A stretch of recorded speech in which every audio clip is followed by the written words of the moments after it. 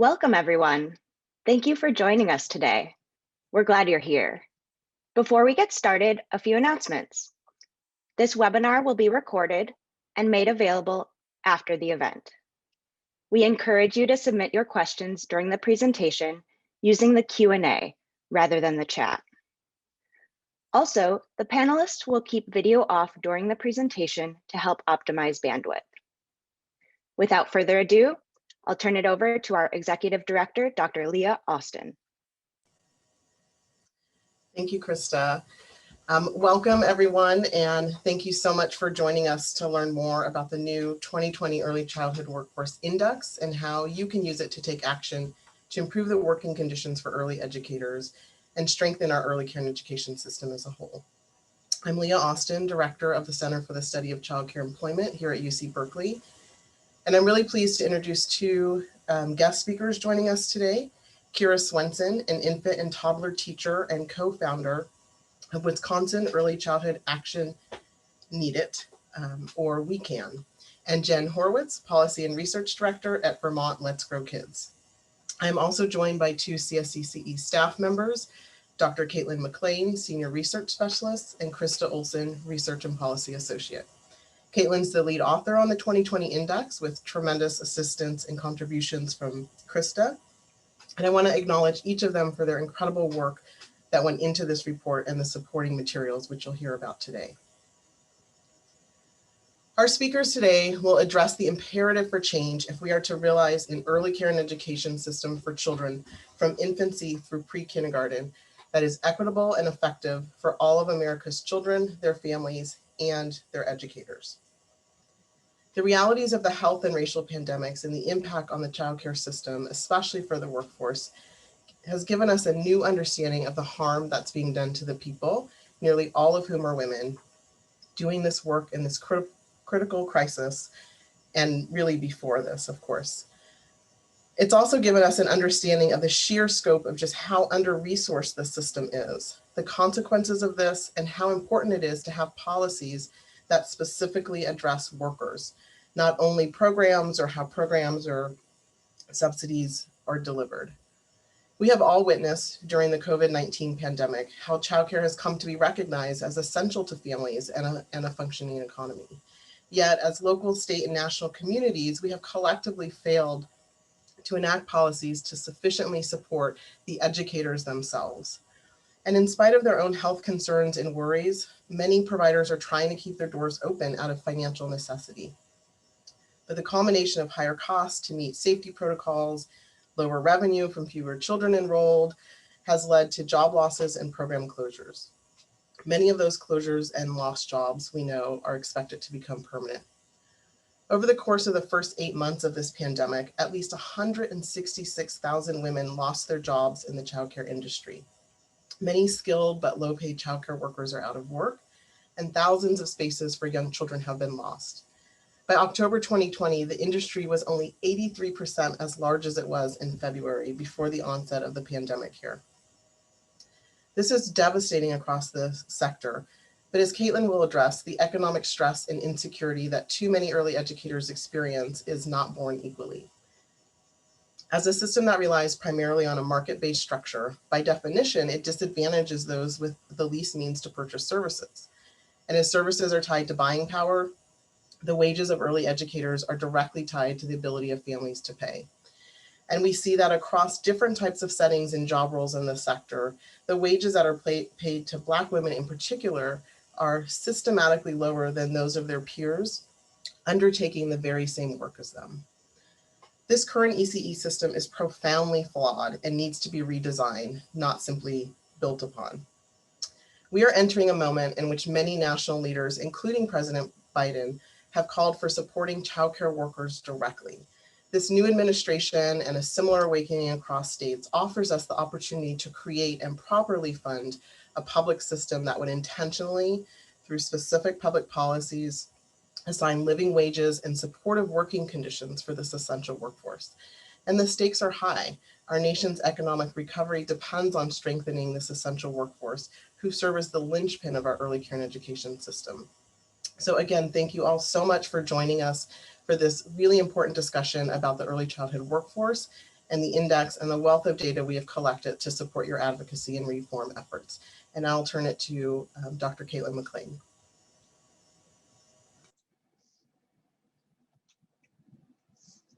Thank you, Leah. Welcome, everybody. We need reform urgently. In every report edition since our first workforce index in 2016, we have ranked every occupation in the United States by average pay. And now in 2020, it remains the case that only 2% of all the occupations in the United States earn less than childcare workers, who earn $11.65 an hour on average. For preschool teachers, it's not much better. Increasingly, everybody understands that this is low-wage work, but we need to understand what this really means for the women and men doing this work and why it's urgent and essential to prioritize compensation immediately. Working in early care and education is a route to poverty for many. Poverty rates are on average nearly 8 times higher for early educators than poverty rates for K-8 teachers. Poverty rates range from 10.9% in Virginia to 34.4% in Florida for early educators. Meanwhile, poverty rates for K-8 teachers range from 0.8% in Virginia to 5.9% in Florida.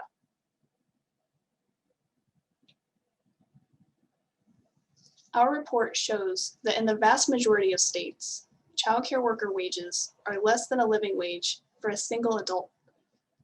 By state, this ranges from just under the living wage, short by 13 cents in Montana, to as much as $3.39 less per hour in Hawaii. The median gap between the childcare wage and livable wage threshold across all states is 96 cents, meaning that around 1/2 of all the states are at least $1 per hour short of that threshold for a living wage. Again, for just a single adult living alone. If you're looking at a living wage for a single adult and 1 child, average wages for childcare workers are less in all states. Yet we know that many early educators are parents themselves with children at home. These data mirror teacher reports of struggling to afford basic necessities, as well as the quickly deteriorating financial circumstances of many ECE programs as a result of the pandemic. They demonstrate the need for wage standards in early care and education and public funding to ensure that increased costs are not passed on to parents in the form of additional fees.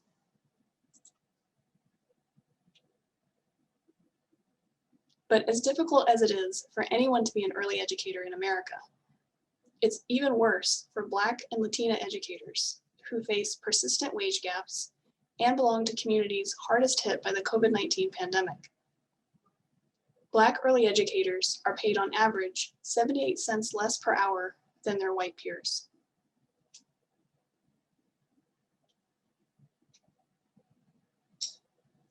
The index shows the lack of action by most states to ensure that early educators earn a living wage.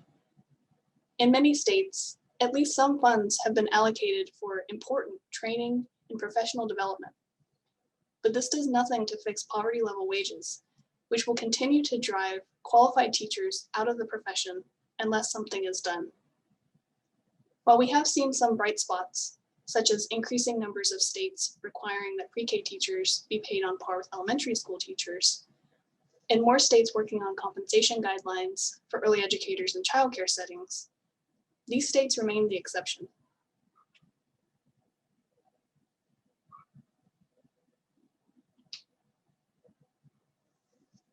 Ready for some good news? We can fix this.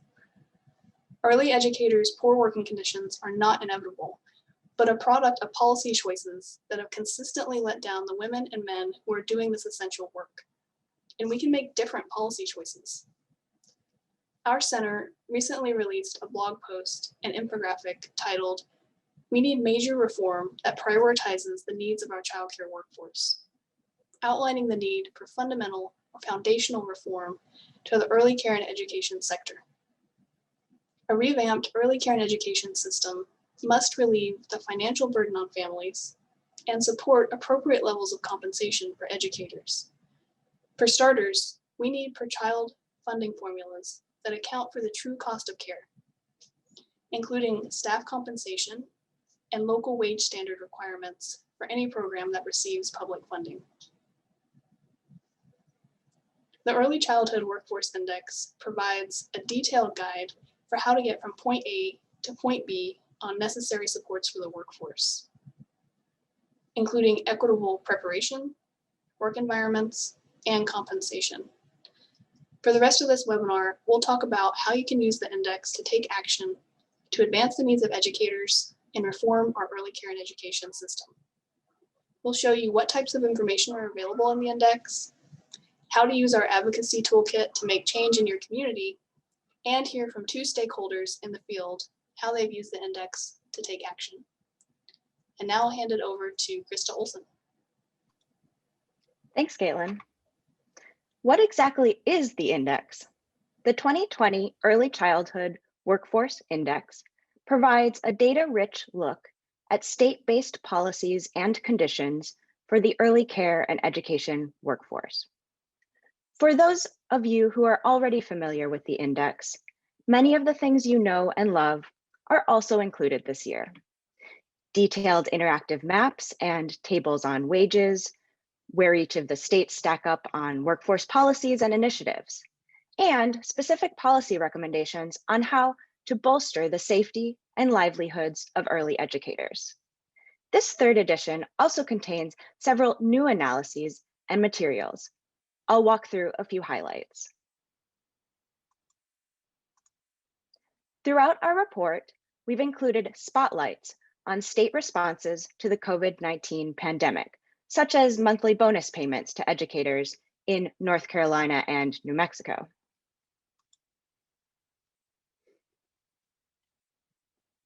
The report also includes comparisons of state progress or lack of progress on state workforce policies and initiatives in a variety of areas, including compensation and financial relief initiatives as shown here, as well as qualification requirements and scholarships, standards for work environments, state-level workforce data, and financial resources between 2018 and 2020, excuse me.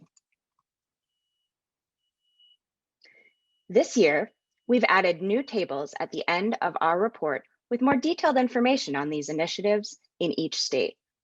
We also continue to include appendix tables with information per state and territory on wages for childcare workers, preschool teachers, center directors, and elementary school teachers. Much of this information is also available through our State Explorer, an interactive tool which provides an at-a-glance overview of where each state falls in a variety of areas, including changes in wages for early care and education occupations, and state progress across policy areas mentioned previously. In addition, for the first time this year, there's now an option to compare two states at once.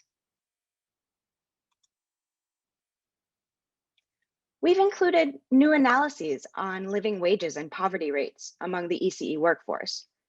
We've touched on some highlights from those findings in this webinar, but the report includes this information for every state and DC on individual profiles that can be viewed online or downloaded as a PDF. And for the first time, we have information for the US territories, in addition to the information on the 50 states and DC. And now I'll turn it back over to Caitlin. Thank you, Krista. Before we keep going, I just want to pause because I've seen that there are some questions coming in from the audience. Penelope, do you want to field questions or should I take a look through what we have here? Hi, Caitlin, there's been two questions about wage standards. I thought you could talk about that would be useful. Okay, great. Let's see. So we have a question about states or localities that have successfully set wage standards, what was their strategy and tactics. So one of the things that we track in our index is our states, first of all, working on non-mandatory guidelines for compensation in early care and education. And we've definitely seen an increase in states that have been working on this.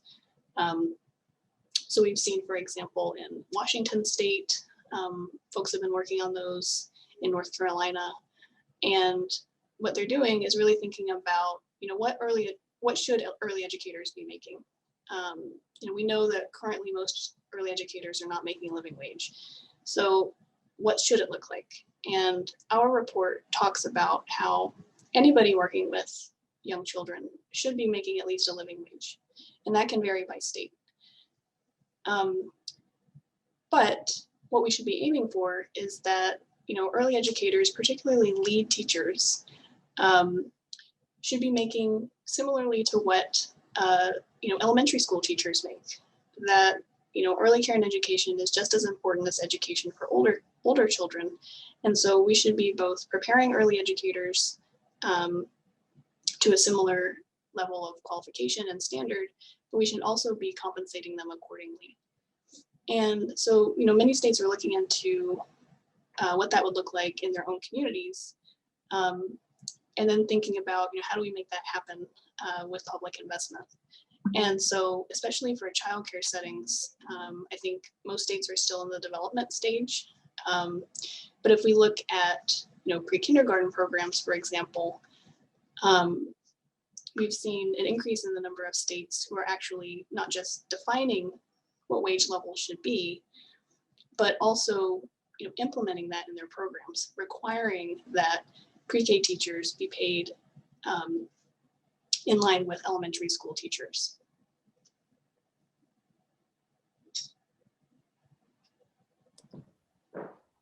Great. And thanks, Caitlin. And then there's also a question that says, in order to provide an increase in pay for teachers, programs look only at increasing tuition for families. What are states doing to remove the burden of cost being passed on to families? That's a great question. So absolutely, that is a problem with our current market-based system, where we're expecting parents to shoulder the burden of these services, when of course we don't expect that when a child is in 4th grade or in 2nd grade. And so the answer is that we really do have to have public investment in early care and education the way that we have for education of older kids. It's not possible for programs to do this on their own, and it's not fair or reasonable to expect parents to pay even more than they already are. And so, I think we've seen increased discussion both at the federal level and also at the state level about, what is the appropriate amount of funding for early care and education. And our report provides some estimates at the state level about, how much public investment is really needed to make sure that, all kids and families have access to early care and education, but also all early educators are compensated appropriately for the incredible work that they do. Thanks, Caitlin. Let's take one more. Do we have time for one more question before you continue on? Oh, actually, why don't we move on and we'll take more questions at the next break? That sounds good. Okay, thanks.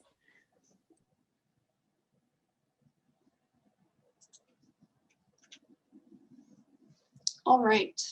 So, as we said previously, we do have a new federal administration, and with that, there is more opportunity for reform and substantial new public investment in early care and education than ever before. But of course, state decision makers can also play a powerful role in reshaping early childhood jobs for the current and the future early care and education workforce. So you all, as advocates who either work with children or who understand and champion the importance of this crucial and complex work, you can use the messages and the findings from the Early Childhood Workforce Index to drive change. To help with that, we've created a new advocacy toolkit called Taking Action Using the Early Childhood Workforce Index. You can access it from our website. It's important to remember that there is no single ingredient to reform. Our index includes 5 essential elements of early care and education policy to support early educators: qualifications and educational supports, work environment standards, compensation and financial relief, workforce data, and financial resources. And our advocacy toolkit includes our policy recommendations for each of these areas, all in one central place, along with examples of how to frame the issue for policymakers from different perspectives.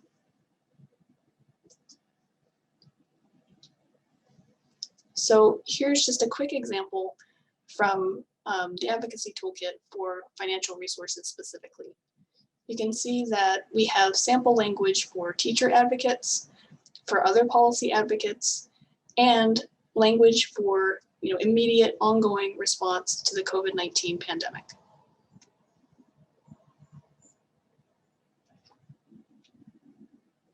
Additionally, and again, for each of the policy areas that I mentioned, we include detailed recommendations for state action. So here you can see for financial resources, this includes steps for identifying the public funding needed at the state level to ensure early care and education access for all children and families, as well as good jobs for educators, creating a plan for phased implementation, and committing to securing dedicated, sustainable funds to realize reforms. These policy recommendations can be used in conjunction with the specific data included in your state's profile, as Krista mentioned earlier.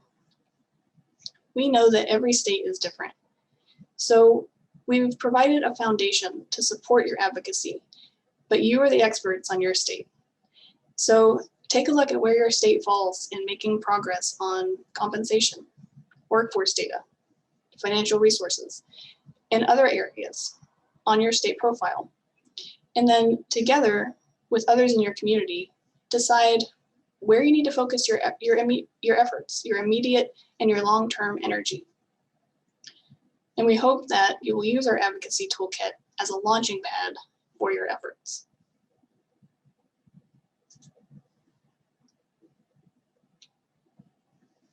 Now, to make all of this a little bit more concrete, what we want to do is hear from 2 stakeholders in the field about how they have used the index to advance the needs of educators and reform our early care and education system. So first up is Kyra Swenson, infant toddler teacher and co-founder of Wisconsin Early Childhood Action Needed. Kyra? Thank you, Caitlin, and thank you to everyone who's called in this morning. I guess for me it's still morning here in Wisconsin. So as Caitlin said, my name is Kyra Swenson. I'm an infant toddler teacher as well as the co-founder of We Can, Wisconsin Early Childhood Action Needed, along with a group child care director and a family child care provider. We this summer formed this grassroots advocacy and training network working to increase public investment in child care in Wisconsin, largely in response to some of the struggles that we've faced as educators in the field, as well as the current COVID pandemic. So I wanted to talk today about why I really like to use the Workforce Data Index as a resource myself. This resource is really a resource that's built for us to help us as educators and as providers tell our story. I really feel like this data empowers educators because it backs up our own experience and our stories.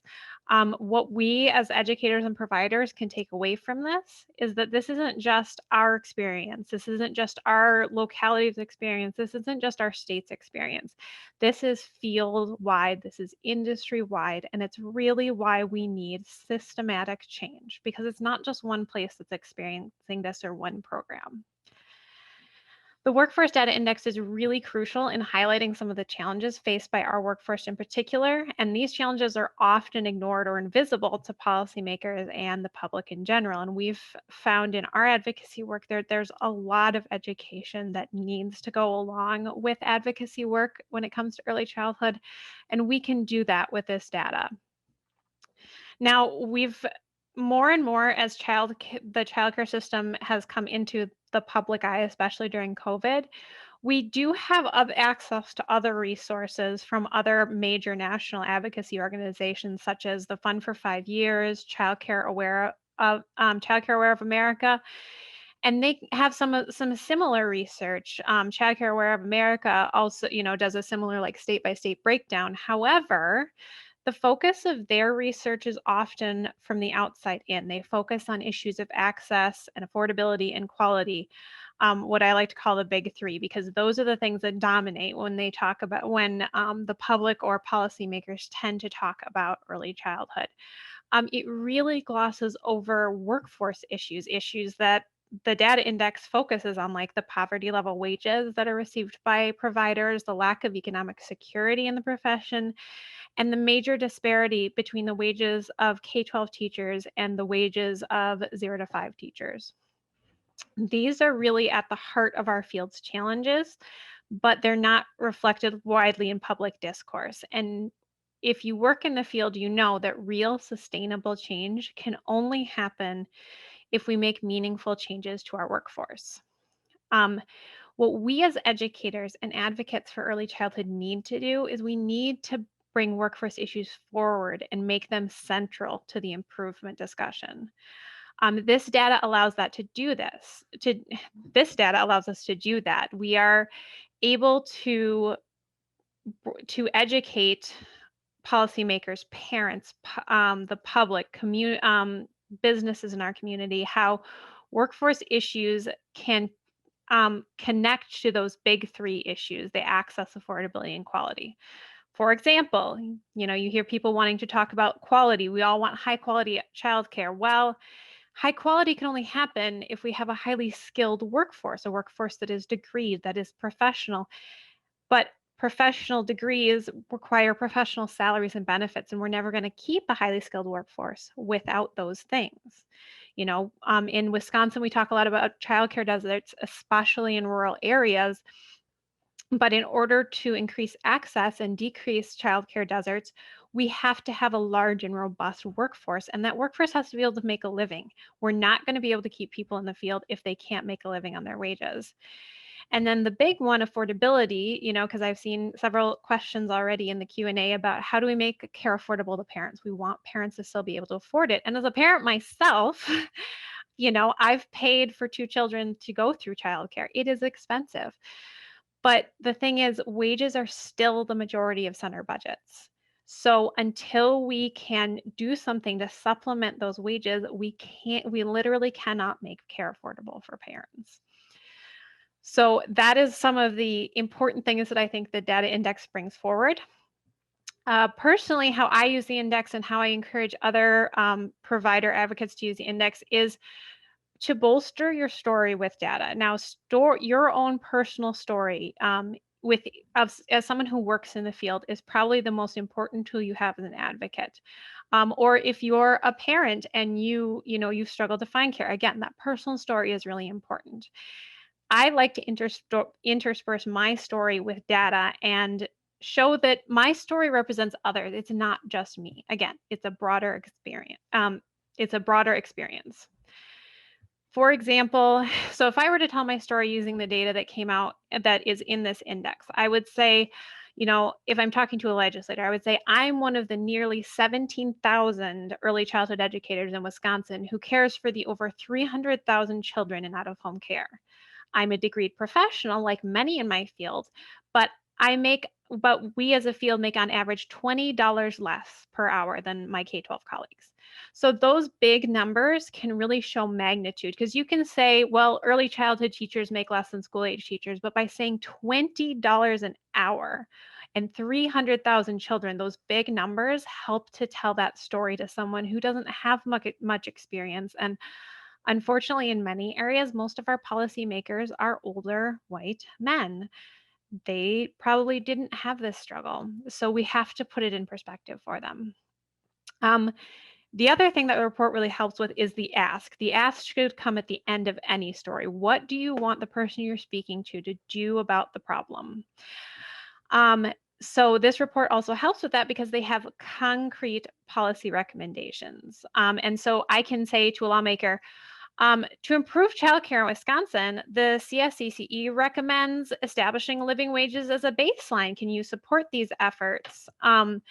You know, and it's not just me as an infant toddler teacher saying it. It's this big policy institute, and they're big and important people. And so again, broadening your story to make it, you know, something that is representative of many.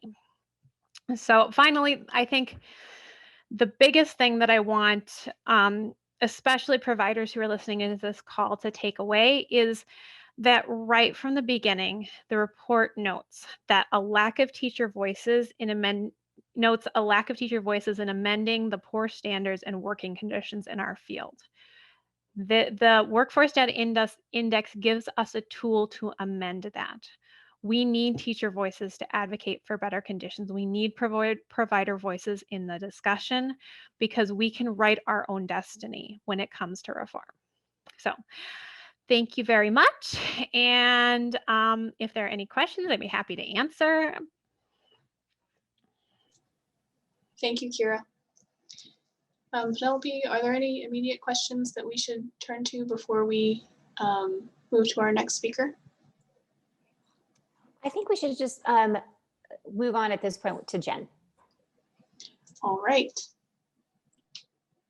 Well, now we are very pleased to hear from Jen Horwitz, Policy and Research Director at Vermont Let's Grow Kids. Jen? Thanks, Caitlin, and thank you to everyone who's joining us today. I just want to build on the information that Kyra shared to talk about how our organization has really been able to use the index to advance advocacy in the state of Vermont. So again, my name is Jen Horwitz. I'm the Policy and Research Director for Let's Grow Kids. We're a Vermont-based nonprofit organization working to achieve high-quality, affordable childcare for all Vermont families by 2025, which is a very ambitious timeline. We've been on this journey for the past few years, since about 2015, and we have really relied on the work that has gone into this report to serve as a tool for supporting our community members who are advocating for high quality, affordable childcare, and also in our conversations to engage community partners and legislators in this work. So one of the kind of hats that I wear in my role is really looking to figure out what are the most solid data-driven resources that we can use to support our own publications and research efforts. I frequently rely on the Early Childhood Workforce Index as a citation in reports or white papers or memos that we develop on a regular basis to share with legislators, decision makers, members of the administration, and others who really need to see kind of what information is available, pointing out that it's not just coming from the organization of Let's Grow Kids. This is really well-vetted, well-constructed research that can show both our state-specific information and also contextualize that. As Kyra was saying, it's a way to really show this is not just our state, this is not just early childhood educators who live in our communities. This is a field-wide issue that we really need to address, the challenges related to early childhood educator compensation. The other thing that I really like about the index is that it's a tool that can stand alone in conversations or as a follow-up with community members or partners or legislators. So it's something that can be sent out. It's pretty easy to navigate and interact with. The State Explorer tool is a great way to be able to visually see a lot of information in a really digestible format. we have really relied on being able to use this tool for presentations to our legislature during testimony, as well as a follow-up resource to send to specific legislators so that they can kind of see and interact with the information on their own time. The other thing that I would add to that as well from our perspective is that the index provides a lot of context for being able to frame our own policy recommendations and show, as Kyra was saying, it's a way to show that this is not just something that we are asking for. This is something that nationally we really need to move towards. So each year, Let's Grow Kids puts together our policy agenda and develops a legislative white paper that lays out our specific recommendations to the legislature. When we do that, we really rely on the workforce index as one specific tool to say, to point to and say, you know, we are really trying to advance the both affordability and quality and access issues. Look at these recommendations that are coming from vetted national partners. They're well researched. You know, we are really looking to best practice and trying to move that forward at the state level. So the workforce index tool is a great resource in that type of advocacy strategy development, as well as in our practical advocacy with community partners and legislators.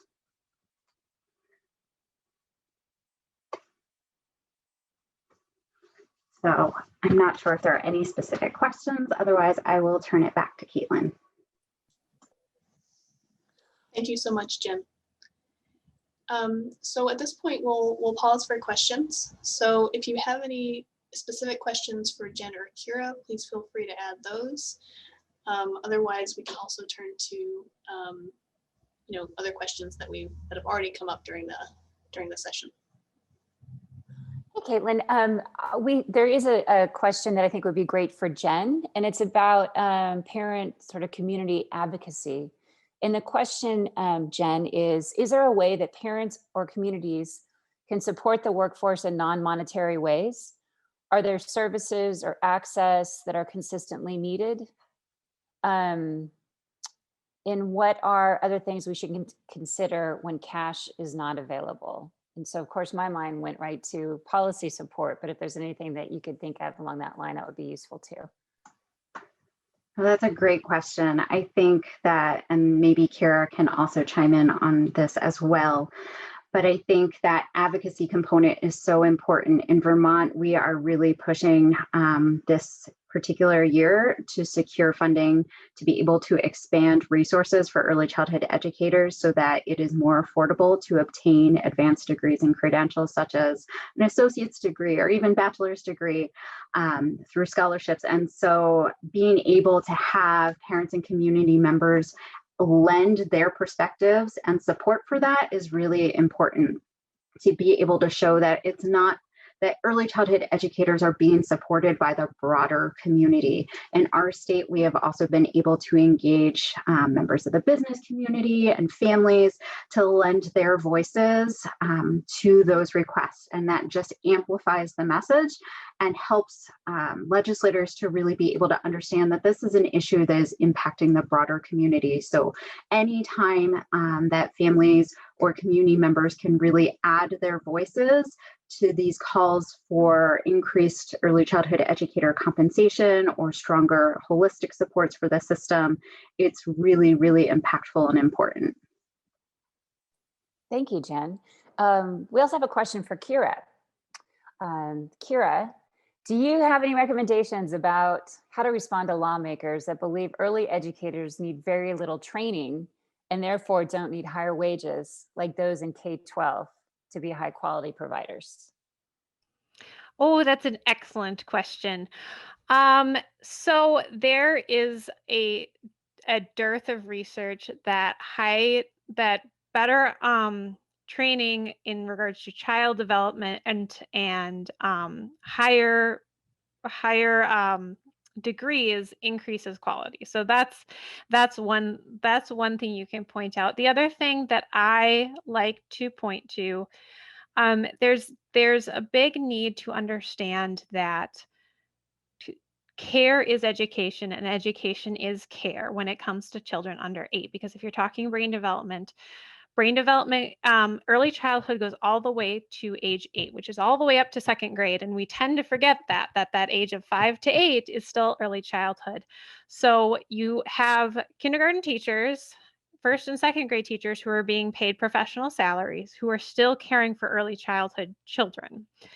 And I think the point to make is that young children learn through strong relationships. So when I'm caring for my babies, the care that I give them, holding them, feeding them, teaches them that the world is a safe place, that they can ask for what they need, that eventually they can use their words to get what they want rather than just simple vocalizations.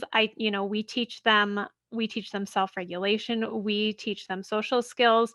These are all things that they need when they step into a kindergarten classroom and able to be ready to learn. So I think the idea is that many people get into their head is we're just babysitters, we're just care providers, we're not educators. And I think we definitely need to challenge that, to say there are skills that need to be taught. Social skills are learned, regulation skills are learned, and when they step into a classroom, if they do not have those skills, they're going to be miles behind their peers and they're not going to be ready to learn. And this is where we see some of the disparities of especially Black and brown children, because they don't have that access to high quality early childhood. And so they start from day one in kindergarten behind, and a lot of times they aren't able to catch up. So trying to change what education means for children under 8 and what it looks like, and help people understand that care and education are inseparable until they reach 9. And then we can talk about the difference, because then they start to learn like we would expect children to learn. It's under 8 is a fundamentally different place where, and how learning happens is a very different, mode of learning. So I hope that answered well the question. All right. Yeah, that was great, Kyra. And another one for Jen, just really specific. Are the legislative agenda and white paper documents that you mentioned available on any website? Yes, I can add those to the chat. And we definitely reference the Workforce Index as a really important tool in that work. Okay, great. I'm going to shift back to Caitlin for some specific questions that we've been getting about pay. And the question is, could you clarify the comparisons that you're making between childcare to pre-K, when pre-K is also underpaid? And adding to that, should we have parity across job roles? And has anyone done this? So there's a lot in there. See what you can pull.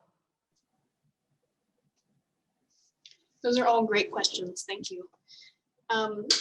So I'll try to break this down in a couple of different ways. So one thing that we do in the report is we show what the median wages are for childcare workers, for preschool teachers, for kindergarten teachers, and elementary school teachers. And one thing I'll say is that we use these terms because that's the way the data source classifies early educator occupations, not because we find them particularly useful. Because in fact, preschool teachers here doesn't necessarily mean pre-kindergarten teachers. It just means anybody working with, kind of 3 to 5 year olds. It could be Head Start teachers, for example. And so one thing that we're trying to do with the data is show these disparities in folks who are working with young kids. So there shouldn't be a penalty for working with the youngest kids, but there is. We know that when you work with kids 0 to 5, you're earning less, you have less access to benefits. Just generally speaking, it's much more difficult to support yourself and your family when you're working with kids kind of outside the school system. But then on top of that, within early care and education, there's also differences where we see on average that if you're working with kind of the 3 to 5, range, the preschool age, often you're earning more on average than folks working with infant toddler teachers. And it shouldn't really be surprising to us, because most of the focus of our energy has been publicly investing in services for 3 to 5 year olds. And so we know that ultimately the biggest barrier to improving working conditions for early educators is this lack of a publicly funded system. And where we've seen most progress is where we have devoted those public funds. And so typically in states where educators are doing better in terms of compensation and benefits and these types of things is when they're working with those, sometimes 3-year-olds, mostly 4-year-olds in state public pre-K programs. And so that's often what we are, are showing in our report, is that we're seeing that advance. And certainly we celebrate that pre-K teachers, increasingly at least, are being paid on par with elementary school teachers. But we need to keep in mind that that's really a small portion of this overall workforce. And certainly our center and many others in the field absolutely recommend and advocate for these types of wage levels and standards to be applied more broadly across early care and education. That actually it's not enough to just do this for pre-K. We can use pre-K as a model and learn lessons, but we really need to understand that the whole 0 to 5 age spectrum is incredibly important. And so I just want to be clear that, sometimes we're talking about what we're seeing in states, that we've seen more progress for pre-K teachers, but we actually should be really thinking about how do we extend that broadly across 0 to 5. Thank you, Caitlin. And next, a question for Leah. A few people have asked about unions. And so what does the role of unions in organizing, what's our opportunity for that within early education and early childhood educators? Shouldn't labor organizing be discussed as a key strategy? Thanks for that question. It's such a good question. And I think labor organizing should absolutely be talked about and worked on as a key strategy to secure compensation, better working conditions for the workforce. It's incredibly hard across the sector because so many people are working in very small programs and are very isolated. But I think there are many models in other industries, and we see childcare in other countries who have also organized across the sector, not necessarily in the way that we think of traditional union organizing, which is in this country usually shop by shop or company by company. But it's a really important strategy, and I think we have seen in this pandemic just how powerful really labor organizing is, and how important that is in the treatment of public school teachers and early care and education providers. We saw from the outset of the pandemic, childcare remained open while schools closed. And as schools reopened for distance learning, teachers have been very organized and very vocal about protecting their own health and well-being and that of their families as well, and have there are certainly tensions there, but have gained many protections, and many have been able to ensure that there are certain safety parameters put in place.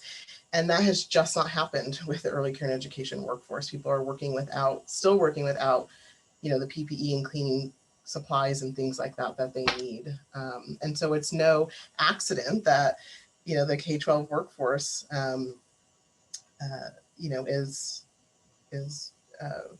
has had these protections that they've been able to gain in the middle of this pandemic. Labor organizing plays a huge part. Certainly plays a huge part in that. And we've seen pockets here in California, family childcare workers recently unionized and have been able to bargain with the state to get some of those safety supplies, to get higher reimbursement rates. And we see that in a handful of other places across the country. So it's absolutely a strategy I think that we have to build on and look at how other sectors and industries have done this really successfully. Thanks, Leah. And another question for Caitlin. So this is about the parent and workforce tension. We keep talking about raising wages for early educators and compensation, but how do we do this without raising fees for parents? And should we be talking about a public good? Thanks, Penelope. Absolutely, we should be talking about this as a public good. We have seen, unfortunately, that the market-based system in childcare does not work well for kids, parents, or educators themselves. And so certainly, more public funding is essential, but how you spend it matters. And so we need to stop treating early care and education as just a private service and expecting parents to foot the bill. Because we know that what that leads to is inequities for children and for early educators. And so, yes, absolutely, we need to treat early care and education like we do education for older children, funded as a public service, available to every child, every family who wants it, with appropriate compensation and working conditions for educators, regardless of what age children they're teaching. Thank you, Caitlin. So we're about to wrap up here. Any final remarks that you'd like to make? I think, these have all been really great questions, and I think we're really excited at the level of interest, not only in this webinar, but just generally speaking in improving working conditions for early educators. So, I will close us out, but I just wanted to say, thank you to you all for showing up today. One thing that we'll be doing sort of after this webinar is making sure that both the recording, but also the slides with all of the links are available to everyone, because we can really only give you kind of the top level of what this report includes. We have a ton of state level information, and so we really encourage you to, take a look at your state, see our interactive map, and see how, how's the country doing on compensation, for example. And we hope that these resources will be useful for you in your advocacy efforts. And then finally, I wanted to make sure that everyone has access to our contact information, because we would really love it if you would all keep in touch with us as you seek to improve working conditions for early educators and strengthen our early care and education system. So I wanted to say thank you in particular to our guest speakers, Kyra and Jen. I really hope that their stories have inspired you and have given you some ideas about how you can use the index to make change. And I just want to say in closing, from all of us at the Center for the Study of Child Care Employment, thank you very much.